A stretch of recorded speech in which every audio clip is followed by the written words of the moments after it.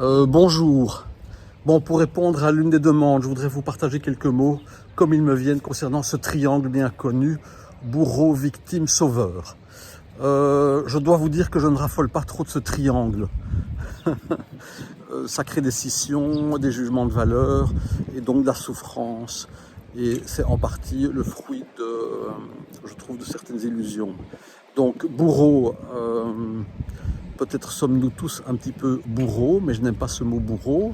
Ça fait de nous des mauvais ou de l'autre un mauvais. Victime, ça fait de nous le bon et de l'autre un mauvais.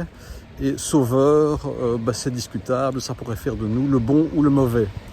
Donc, ni bon ni mauvais. Bourreau, victime, sauveur, probablement avons-nous des tempéraments, ou en tous les cas des tempéraments qui ont été sérieusement nourris par nos dynamiques familiales d'origine qui nous ont invités à prendre des places qui nous dépassent. Mais donc, dès qu'on arrête de prendre l'une de ces places ou que l'on arrête surtout de donner l'une de ces trois places à quelqu'un d'autre, eh bien, en tous les cas, on arrête d'être bourreau, victime ou sauveur. C'est vrai, nous sommes des êtres complets et dès qu'il y a des scissions et des jugements de valeur, eh bien, il y a souffrance. Et alors, ça donne peut-être de la prétention ou ça donne bonne conscience. Donc, bien entendu, de toute façon, celui qui serait bourreau ne va pas dire de lui qu'il est bourreau. Celui qui est victime, certainement, dira de lui qu'il est victime. Celui qui est sauveur probablement dira de lui qu'il est sauveur. Donc, je reste excessivement prudent, même si ce triangle est intéressant. Donc, à partir du moment où nous assumons la responsabilité des actes que nous posons, c'est-à-dire à partir du moment où nous posons un regard authentique, nous concernant, avant tout nous concernant, eh bien, ça nous permet de prendre qui nous sommes, les actes que nous posons surtout, pour pouvoir peut-être les changer, les nourrir, les enrichir, pour ne pas les réitérer. C'est bien sûr intéressant de ne pas réitérer tout le temps les mêmes dynamiques dans notre existence, puisqu'elle est courte et précieuse, autant l'enrichir de dynamiques nouvelles.